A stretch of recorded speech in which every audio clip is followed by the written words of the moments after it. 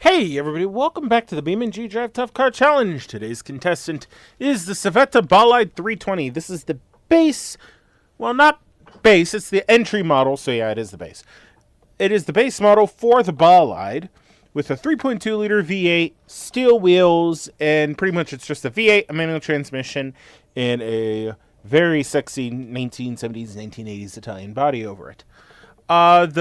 In season 1, the Bolide did 1.25 laps because it actually, I believe, on the first jump it landed, broke the drive shaft, and had just enough power to carry it up to the Widowmaker, where it promptly ran out of steam. Will the Bolide die in the same spot, or will it go farther? Let's hop in it, fire up this Italian V8, and find out what she can do. Alright guys, we're in the Bolide. And pretty nice place to be. Got a little stereo there. Looks like our water and amperage gauges. We got our big speedo and tack with a fuel gauge and our oil pressure. And if we look back there, there's the engine. Alright, clutch in.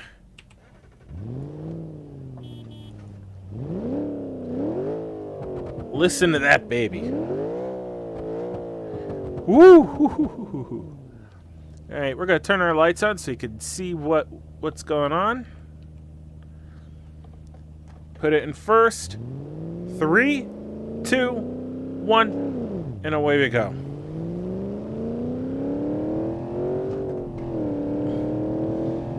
Alright, so far so good.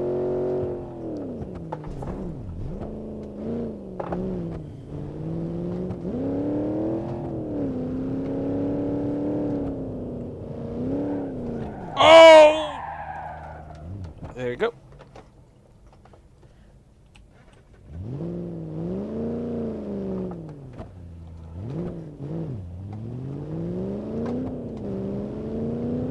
Alright, to the second jump. Nice landing.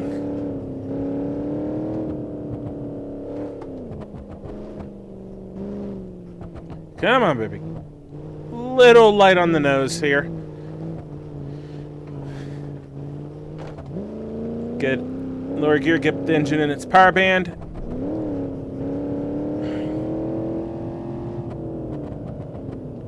Slow her down through the Widowmaker. Very nice. Very nice indeed. Oh, come on. Over the last jump.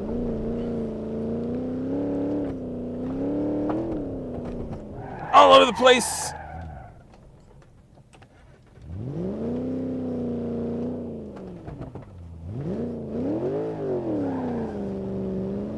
Okay, we're doing all right so far. Can't really complain.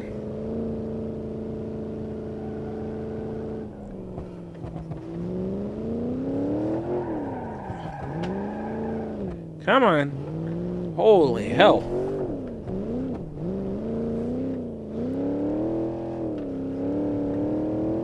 So even though, I will say this, even though it is snowing, it does not affect the traction on the ground, so this is still going to put up a pretty good rating.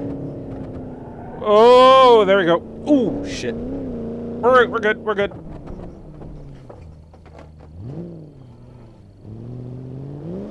And we're still accelerating, which means we're alright.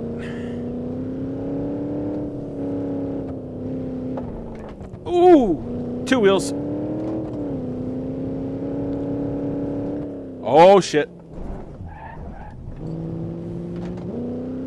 Back in a second.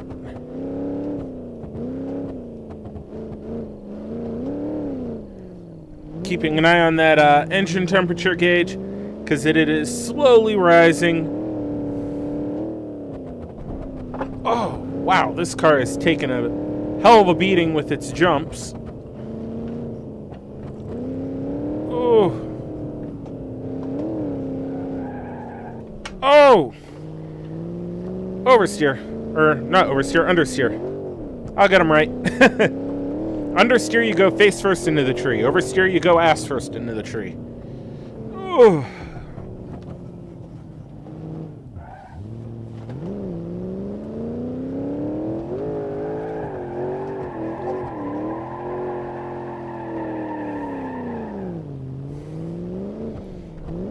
try to do a little bit of a drift and pretty much just get your ass kicked. Come on, car.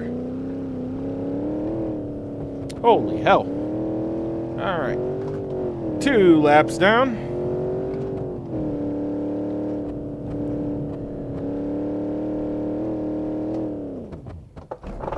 Oh! Yee! Ay, chihuahua.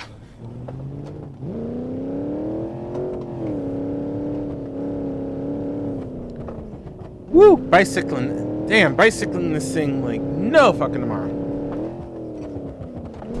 Oh! Oh! Shut her down. Alright, we're on our lid. Let's crawl the car and find out what the hell's happened to it, shall we?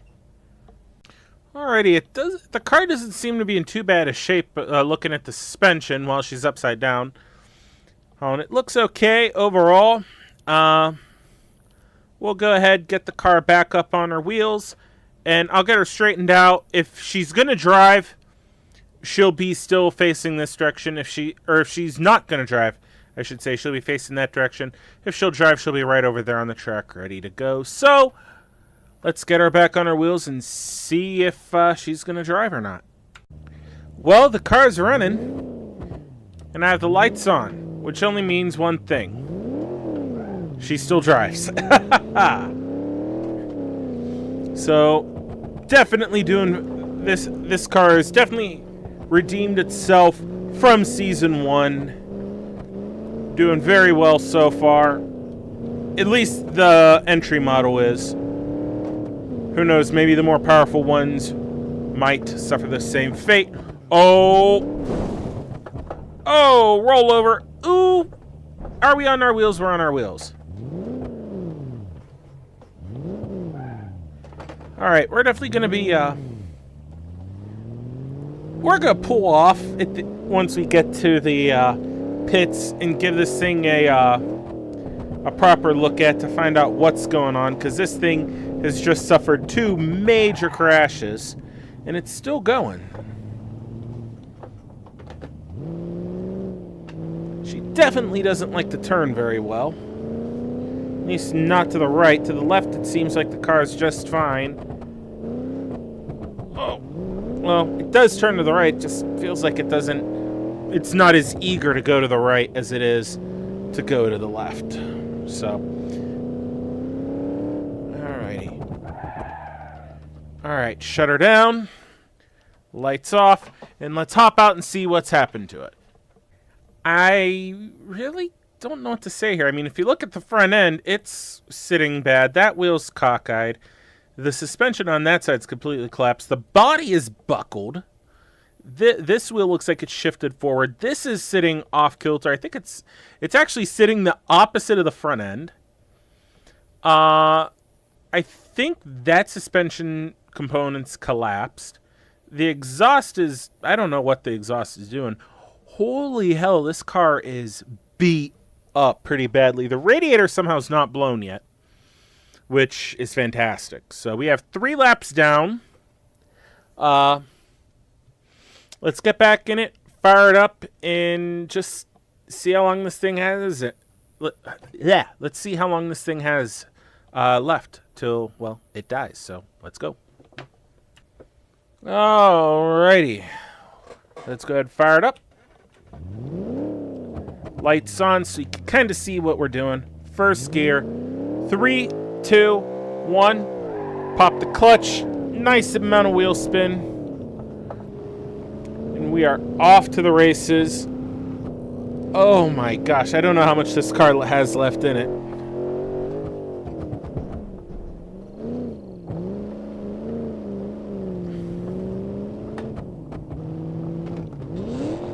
Oh, I grinded that gear just a little bit. Alright. Oh, dear. I think because of this car's belly pan, it is protecting a lot of the underside components a bit. So, because something tells me any other car that would have ripped out well, this is a rear-engine car too. So it would have ripped out a lot of the undercarriage components. Oh, come on. Oh, dear. Not again.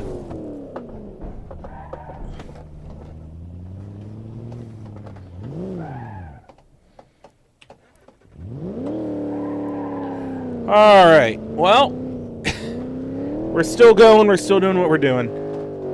It looks like this car is just not going to do the Widowmaker that well. We have a blown radiator now after that last escapade. She definitely doesn't like to turn.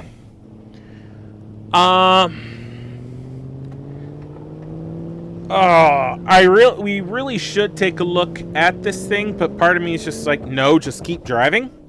So that's what we're gonna do. Oh gosh, my bottle just fell off my desk because the force feedback on the wheels just shaking this thing so hard. All right, we're at 4 laps now. Come on.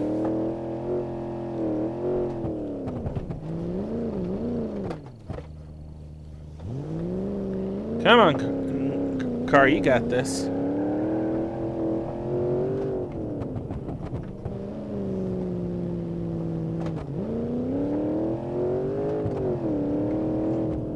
There we go. Oh, come on, turn. Oh, boy. Oh! We're upside down, shut her down. Let's go ahead, crawl out of this thing, and see what's happened to it. Well, that explains why she's really messed up. Look at that suspension arm. That's a good one. That's that one. That is all sorts of messed up. I wonder if that happened when I hit this barrier. Either way, before she shut down, I was told that the wheels were still spinning with the engine. When I shut it off, they came to a stop. So that means they are still connected to the transmission. The front suspension is just all sorts of messed up. I have that at center. So this thing definitely is... I don't even know if that wheel is still attached, really. Because look at how that's flapping. Oh... This is just going to be fun. We'll go ahead, get her back on our wheels, see if I can get her back onto the track. And if so, we're going to keep going. If not, this might be the end of the car. I believe we're on our 4th lap. We're about, let's see here. We're at 4 3/8. So let's see if she'll keep going or not. Alrighty, guys. I have good news.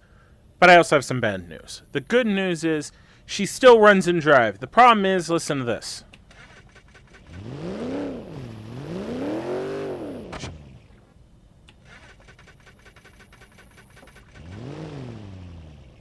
She doesn't hold an idle. Now, just to show you how bad the front end, she still drives. Watch this. She still does it. I mean, look at this wheel. This wheel... right here is going to snap off anytime. Because, I mean, hold on. We're going to go ahead, lift her up. That thing's just fucked up. All right, so at this point, she's trying to start.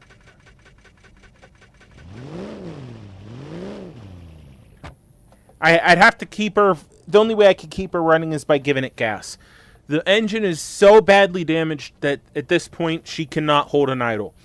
If we remember from the Ibishu Hopper Tough Kart Challenge, that was a rule that was put in place because of what was going on with that car. So the same rules apply. It cannot hold an idle. It is therefore disqualified. I do think that she could continue. She could continue. I might be able to get her to go a little farther, but it would be very rinky-dink and pretty terrible. I mean, look how bad that wheel is kicked in. I mean, this car is just going to crab like no tomorrow. We had 4 complete laps. We are at the dirt. We are just about at the dirt area. I will go ahead, since we were overheat. I'll go ahead and give it the 3/8. So we are at 4 3/8 completed. So very respectable. Definitely it redeemed itself and is about the halfway point on our list. So very good job to the Bolide. We'll go ahead, hop in overhead view, and we'll discuss where it sits on the leaderboard, as well as the overall state of the leaderboard with the Bolide now in it. So, be right back. Alright guys, as the snow peacefully falls on the TCC track, we're going to go over our leaderboard. Now, the Civetta Bolide did 4 3/8 completed. So, what are the vehicles it's in front of? It's in front of the Ibishu Covet ZXI with 4 laps even, as well as in a 4-way tie with 3 5/8, the Gavril Roamer 4-wheel drive XT, the Bruckle Moonhawk 6-cylinder, the Bruckle Legrand 2.5S, and the 1996 Ibishu Pessima DX. The vehicles that are in front of the Bolide are the Barstow 423 RS with 4 5/8, the Gavril D15 Custom Classic with 4 3/4, and the Hirochi SBR4 All-Wheel Drive S with 5 3/8. So actually, surprisingly enough, just 1 lap between those 2 cars, and they're both high-performance cars, mid-rear engine. So maybe that might be a key for the performance cars. We shall find. We will find out, but it will not be in this episode. It will be in a future episode. So I hope you guys have enjoyed this video. Please like, please subscribe, all that good fun stuff. Until next time, guys, have a good one.